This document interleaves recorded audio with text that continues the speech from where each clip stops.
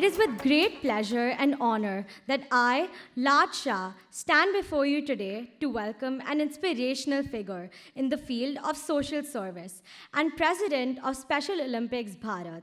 She has also been appointed chairperson of the Special Olympics Asia Pacific Advisory Council. Please welcome Dr. Mallika Nadda with a huge round of applause.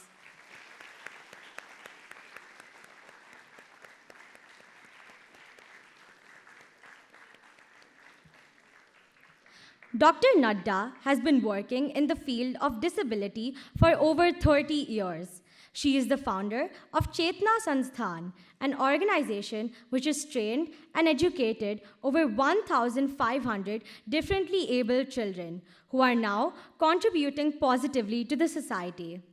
She launched Special Olympics India and provided an opportunity to the specially abled to participate in the World Olympic Winter Games for the first time. In 2010, she was honored with the Rajiv Gandhi Manav Seva Award for her incredible efforts by the Ministry of Women and Child, Government of India. She has also received the Derozio Award in 2011 in the field of education in human enrichment, and the Rotary Award, Shreyas Award, in 2015 to 16 for her exemplary social services. In 2021, Dr. Mallika Nadda was appointed as the president of Special Olympics India. Before we welcome Ms. Mallika Nadda on stage, I would like to call Ms. Mukta Naryan to share a short presentation with us. Ma'am, please. Thank you so much. So we are here from Special Olympics Bharat. Has anybody heard a name of Special Olympics here? Do you know? Oh, yes, I see 2 hands. Great. Oh, got a couple of them. So what is Special Olympics? Special Olympics is for people with intellectual disability. Has any one of you heard what is intellectual disability? Okay. So intellectual disability is when a condition manifests before the age of 18 years, and the people have challenge in cognitive and social behaviors and learning. So, but they do not have physical disability, so it is normally a hidden disability which we are talking about. And people with intellectual disability can experience full range of joy and happiness the way you can. So we represent and we work for people with intellectual disability. Special Olympics is a worldwide movement, and it is there in 170 countries, more than 200 programs, and Dr. Mallika Nadda leads the India program. We are the biggest one in the country, in the world. So the movement was started by Miss Eunice Kennedy Shriver in 1968. She was the sister of John F. Kennedy, and they also had a sister, Rosemary, with the condition. So they started this movement in 1968, and today we are in 170 countries. Dr. Tim Shriver is the CEO, is the chairman, and Miss Mary Davis is the CEO. The India chapter, or the India program, is led by Dr. Mallika Nadda and Air Marshal Denzel Keeler. If you know, he was the war veteran and the highest decorated officer of Indian Air Force. He founded the movement Special Olympics Bharat in 2001. Before that, we were there in about 3-4 states since 1986, but he was a unifying figure for the country. What we ask for our people with disability, we ask you to accept them as they are. Recognize their abilities. They also have some abilities. Respect them for their abilities and include them along with you. You people will be some CEOs, some managing directors tomorrow. Please learn how to include people with all walks of life. Special Olympics Bharat is a national sports federation. We are not only recognized by our international office, but we are recognized by the Government of India as well. and we are in the priority category of the government. So that means that our athletes get all the benefits and all the training which normally a person who's participating in Olympics might go to. So they are into the senior category, and Special Olympics and Paralympics is different. How? Okay, in the layperson's term, I'll say, in Paralympics, you have people with physical limitations. So if you do not have any other part of limb or things like that, you'll participate in Paralympics. But if you have intellectual disability, which can have multiple disability, you will participate in Special Olympics.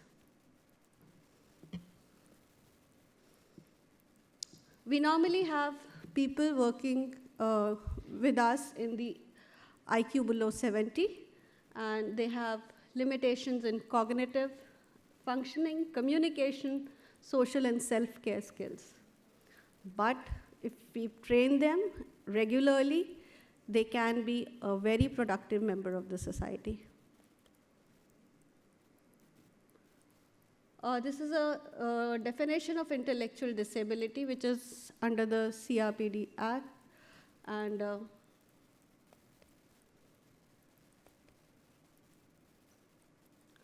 literally 3% of the population has intellectual disability with some variation. And in India, we have a population and an estimate of 28 million people suffering with intellectual disability.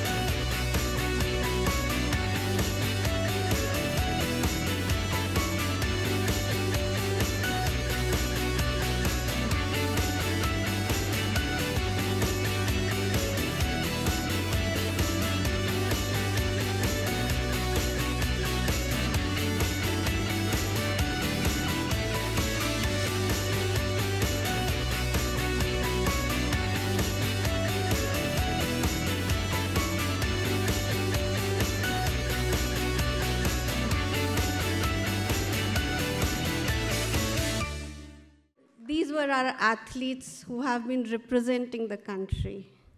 And they are just like you and me. Yes, they have some limitations in their intellectual functioning, but they can bring laurels to the country. We have Dr. Mallika Nadda here, who will be speaking to you guys. Thank you. Thank you, ma'am, for that informative presentation. Now, I would like to invite Dr. Mallika Nadda to deliver her speech. Please give a huge round of applause.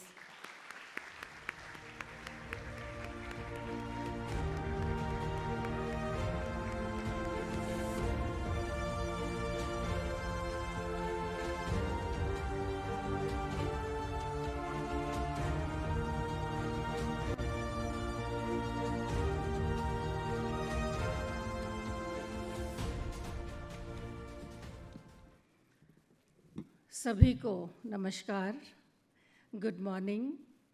आप सबका स्वागत है special Olympics की ओर से आज हमारे इस कार्यक्रम में। I welcome each and every one of you today to learn more about Special Olympics. And I'm really grateful and thankful to Atulji for inviting me today to deliver a lecture, I can say, or just to interact with you on the subject of Special Olympics in this international school, a school of excellence, which has done great academic excellence work in the world, and we are happy to be here, and we would like you to be a part of Special Olympics as unified partners with our special athletes so that you can learn more about them and be a guiding force for them in future. As Mukta said, you are all leaders. You will be all leaders in your life. So lead the way for such children also who need us the most.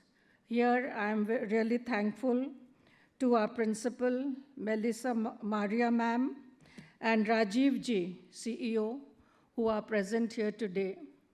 And as we all know, and as you have seen the presentation here, Special Olympics is a movement, global movement, working for the intellectually challenged people in our society.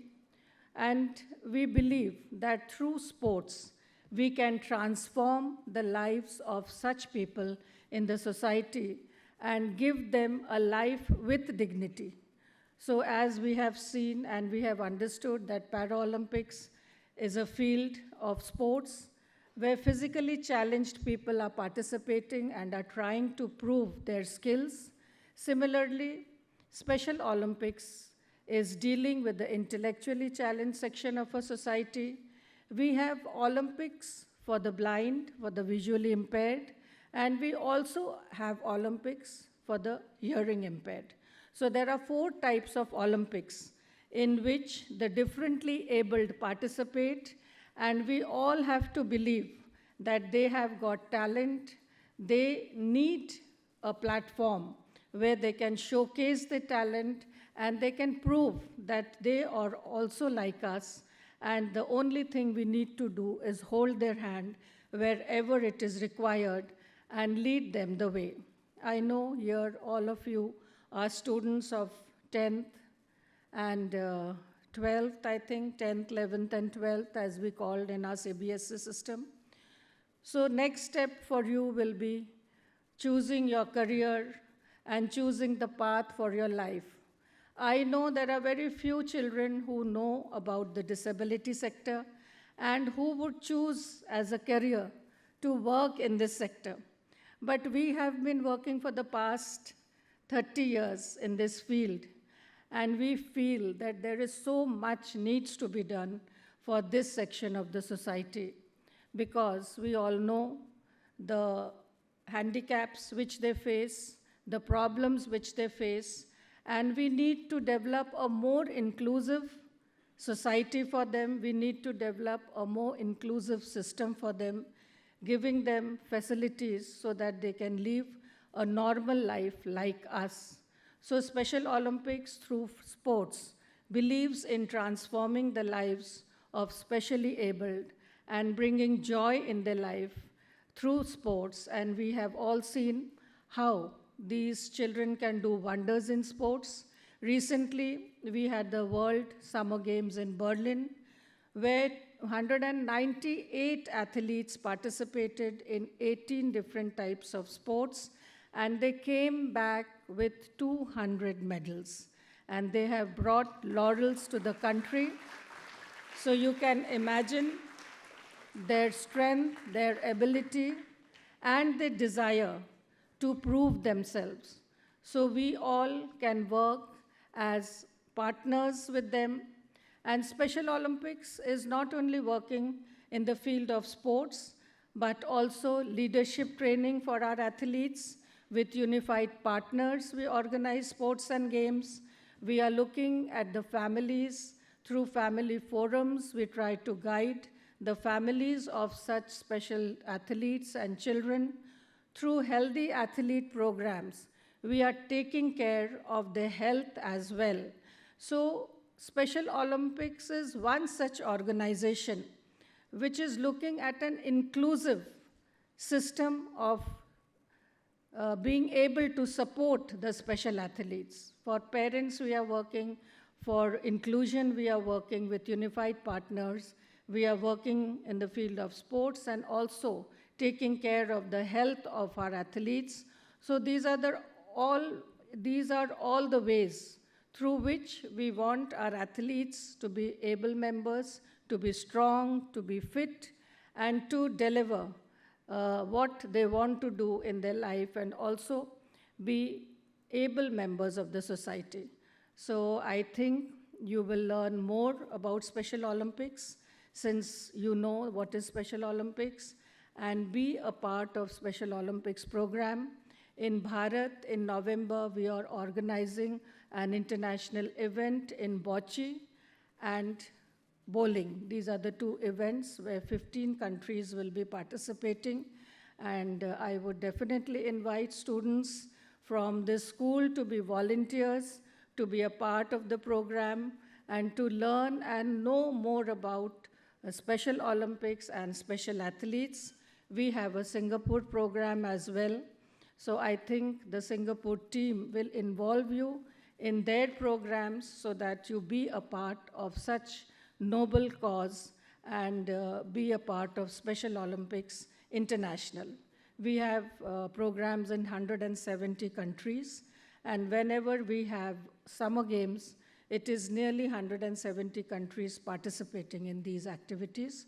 So I hope we can involve your school and all the students here in such social work and social activities so that you learn more about disability and you learn how we can support the cause of disability and be partners to our special athletes. Thank you very much.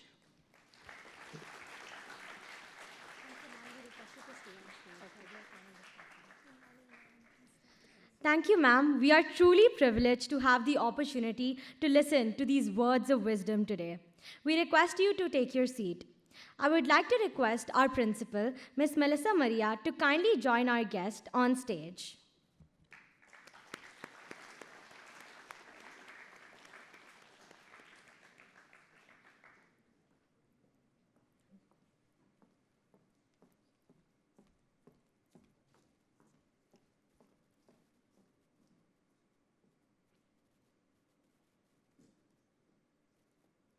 We would like to begin with an engaging and interactive session between our distinguished guest and the panelists from our school.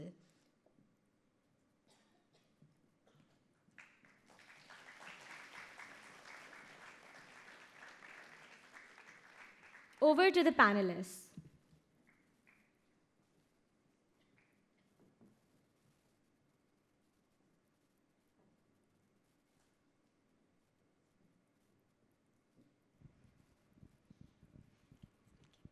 Good morning, ma'am. I am Preet Verma from IGCSE 10 of GIIS Smart Campus, Singapore. It is a great honor to be here and speak to you today. My fellow panelists are Uday Singh Yadava, Iraj Gupta, and Shlok Pant, also from IGCSE 10. We are hoping to learn a lot from this discussion. With your permission, we would now like to begin with the panel discussion. Ma'am, my first question to you is, can you share the story of how your journey to becoming the chairperson of the Special Olympics Asia Pacific Advisory Council, what inspired you to take on this role, and what have been some key milestones and lessons that you have learned along the way that we as students can apply into our own lives? I started to work with the disability sector long back in 90s. When I was still a student studying in the university, and we were all inspired by many motivators in our life who would show us the way, what to do, what has to be done for the society mainly, because that was the age and stage when we all were thinking of our career, maybe as a lecturer, as a teacher, as a professor. So it was that time that I had the motivation from my sister, who was working in Bangalore, Karnataka, in the field of disability, in an organization called Seva in Action. The holidays would always be there in Bangalore with her. And there I could realize that so much was being done in the field of disability in the South Indian states of our country. But a lot needed to be done in the other states of the country. So I was staying in Madhya Pradesh, Jabalpur. So I started an organization after taking a training. Intellectual disability was a field where much was not being done, where you talk about physically challenged, hearing impaired, or visually impaired. At least they have a sound mind and a brain. But intellectually challenged were the most sufferers because understanding them was very difficult. It was like a burden for the parents to handle these children with different types of disabilities. And also, like today we are talking about inclusion and inclusive schools, there were not many schools who were taking care of intellectually challenged children, which we call as special schools. So I started with a special school in my hometown, that was Jabalpur, and established an organization which started working only in the field of intellectual disability. So that was the field I selected to work in, and till date I have been working specifically in this field. And that is how, since I started this, I got connected with Special Olympics. And with Special Olympics, we could give more exposure to such athletes and children, where they could play for the nation, they could play in the World Games, they could come out of their homes, they could come out of the specific areas where they were mostly closed and they lived there. So it gave a big exposure to such children, and the parents were very happy. And they could believe that these children can also achieve something in life. And that is how Special Olympics helped our athletes and helped us in giving a lot of exposure through sports and games. So once we think that these children are participating in World Games and bringing medals, they are getting cash awards from the government, they are getting honors from the state governments, they are getting jobs. So it is something like a totally new avenue that comes to them and their parents. So that is how I kept working in this field. Thank you, ma'am. Your journey is truly admirable and inspiring to all of us.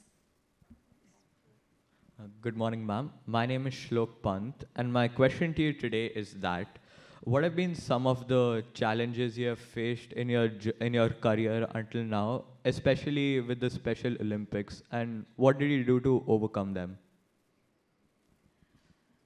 It is, as you all know, a big challenge to handle such children with different abilities and with a lot of behavior problem that they have. So for me, it was a challenge to start winter games for them. We usually have Summer Olympics and Winter Olympics. So Summer Olympics, we were participating in a very big number and all our athletes were doing well. But in Winter Olympics, only floor hockey team would participate. And the snow events which we had in Winter Games, in that our athletes were not trained. So since I lived in Himachal Pradesh and we had snow in Manali, in Narkanda, so I took up the challenge of training these athletes in snow events. Snow events mean alpine skiing, snowshoeing, and snowboarding, and figure skating. These were the events which would happen in World Winter Games. So as a chairperson, Special Olympics Himachal chapter, we took the challenge that we will train our athletes and we will take our athletes for World Winter Games. And it was really a challenge to bring all the athletes across the country to Shimla in the coldest of the places in winters and give them a feel of snow, show them what is snow, how to face the extreme cold winters, and how to practice alpine skiing, snowshoeing, and snowboarding, which were very difficult and which had to be done in the snowy areas where we had slopes where they could practice these events. So that was a very big challenge for me. We were scared. If they fall, what will happen? If they get hurt, what will happen? If they cannot face the extreme cold, what will happen? They will be hospitalized. How will we handle? But with the blessings of God and everybody, no mishappening ever took place in all the years. 2008 was the first national championship we did in Shimla, where about 450 athletes participated in floor hockey, male-female team, and for the snow events. That was a very big number, and it was December when it was snowing there. So through these challenges, we were able to prepare our athletes. And even we got such athletes in the slopes of Narkanda, special children, who were already skiing there and playing there. So we could handle those special children and train them for our Winter Games. So after this event, we took our athletes to Idaho, USA, where they came back with many gold and silver and bronze medals. Similarly, after that, we went to Austria and many such Winter Games events in which our athletes participated bravely and brought back laurels for the state, for their family, and for the country. Thank you, ma'am. It's really been a motivational journey for you. Good morning, ma'am. My name is Iraj, and my question to you is, what are some essential leadership skills that students should develop if they want to make a significant impact in the field of social advocacy and inclusivity? First and foremost, to be a leader, you should know your own abilities. What are your qualities and where you can lead, in which field you want to lead. And in Special Olympics also we have leadership training programs for our special athletes. We want to make them leaders in their own field. So we are training our athletes to be leaders. Here you are all future leaders who are getting the best of opportunity, the best of education. It is only that you have to find the right subject, you have to find the right way, and you have to think as to what you want to do to bring a change in the society, to bring a change for the larger section of the society, and to leave an impact. So we are all working, we are all striving, we are all aiming for something. But whatever we do, are we able to change, bring change in the life of others? Or are we contributing for the world, for the nation? So this is what a leader should be thinking, and I think if you all are future leaders, you have to think differently to leave an impact in whatever you do. Thank you, ma'am, for that comprehensive and inspiring response.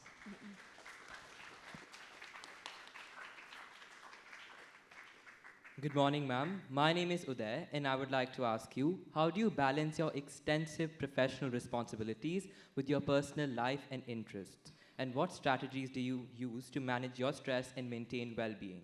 To manage stress, it is always yoga and meditation. That is what I would suggest. Though we are not very regular, but of course, we try to do meditation and yoga to be de-stressed. And time management, what you say, is again, as you say, how do you balance? So it is time management. How you manage your time, because everybody has a limited time in a day and you have to do so many work. So prioritize your work, what has to be done first, what can be done later, and always keep writing. Every day, what is your schedule, what you have to complete, what work needs to be completed. So if you write what is your work for the next day, you are very clear and you are at ease that you have finished all the work by the evening. So time management is the only thing we can do. So we have our family, we have elders in the family, we have Special Olympics, we have my organization called Chetna, we have our home to look after, elders to look after. So it is like how you manage your time. You are able to give quality time to everyone. That is what is required. If you give only an hour, but it is a quality time, you have done justice to the work. So I would suggest it is all a matter of time management and how you prioritize your work. That makes the difference. Thank you, ma'am. I'm sure that answer will benefit us all.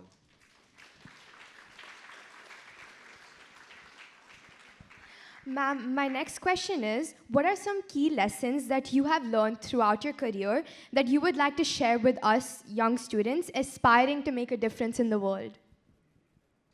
See, I would always say planning in detail and planning in advance is what we should always do for any program, any activity, and for our life also. And that is how we can excel in the work which we do. See, we all should make a difference in the world. We are here as human beings, so we should make a difference in the world in different fields that we go in. And for me, bringing smile, bringing happiness in the life of our special children has always been the motivation. So I have been working for bringing happiness and bringing smile for our children. So that is what you should also do, to bring happiness to others and bring smile to others, bring joy to others. That is what is the basic life skill that we should all learn. We are happy, it is one thing, but we are making others happy through our activity is very important. Bringing joy and happiness in others' life is very important for us. Thank you, ma'am, for your answer and your advice. Thank you.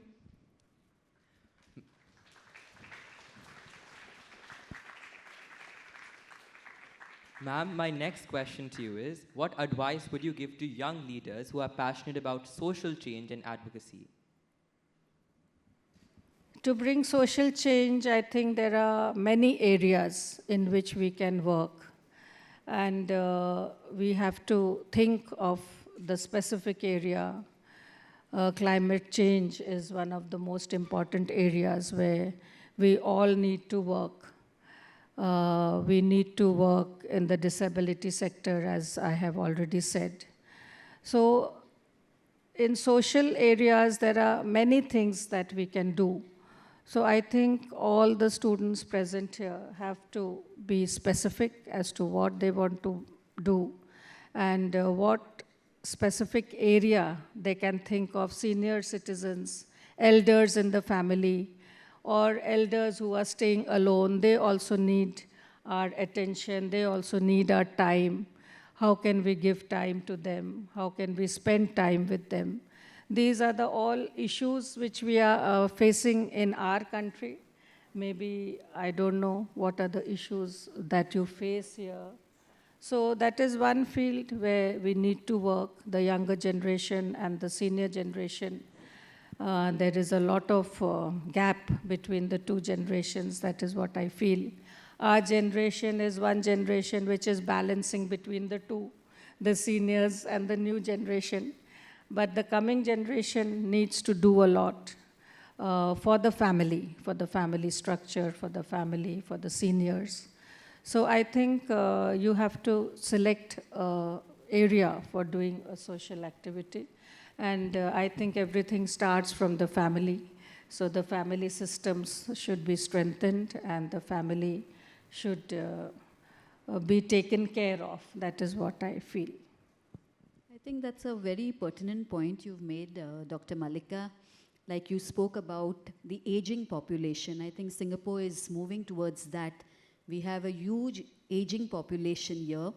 And I'm quite happy that our kids, our students, I keep saying kids, our students actually go out of the way to take on projects, working with the community.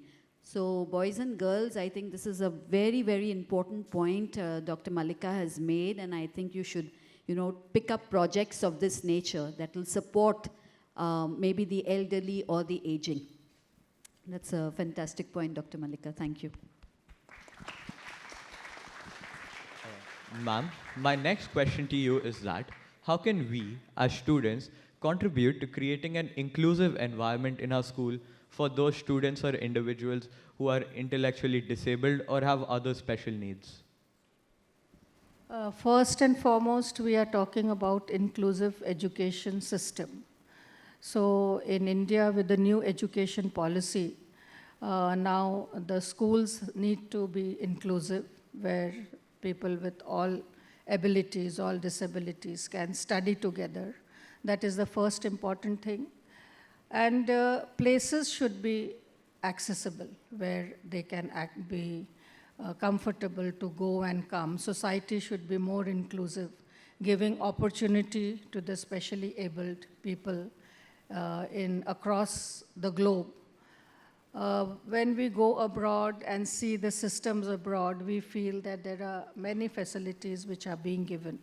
Similar facilities we think that our country should also have.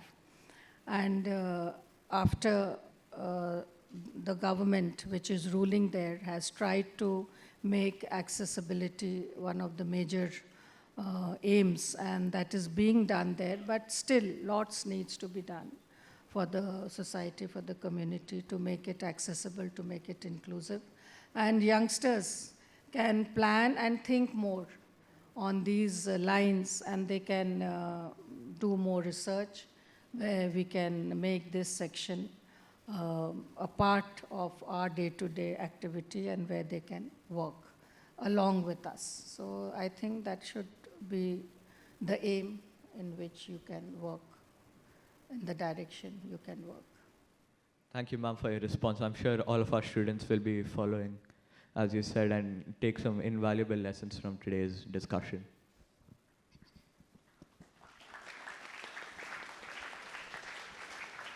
Ma'am, so this will be our last question to you.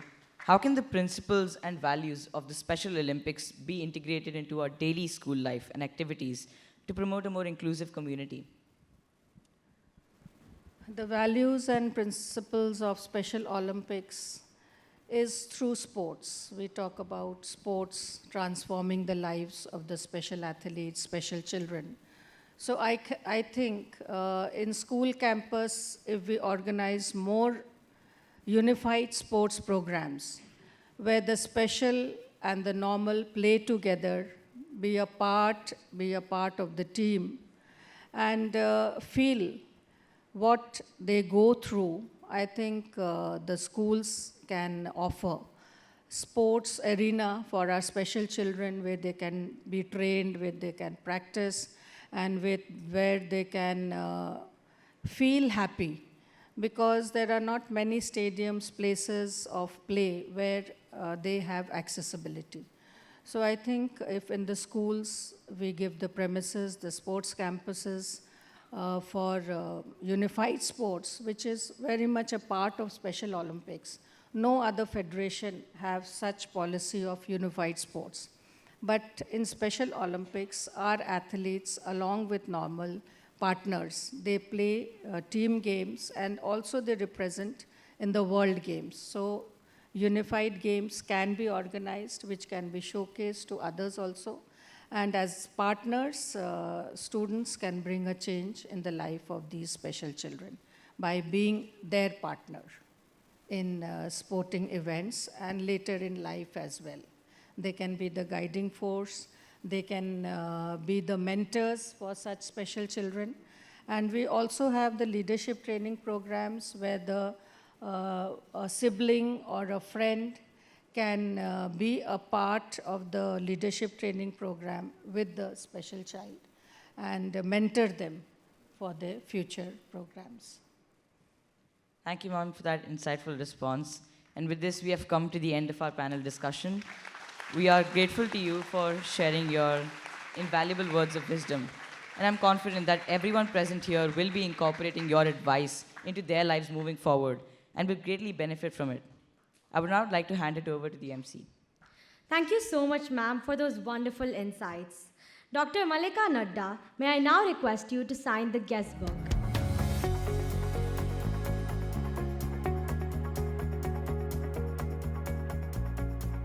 Thank you, ma'am. As a token of appreciation of your time and contribution, may I now request our chairman, Mr. Atul Temanikar, to kindly felicitate our guest.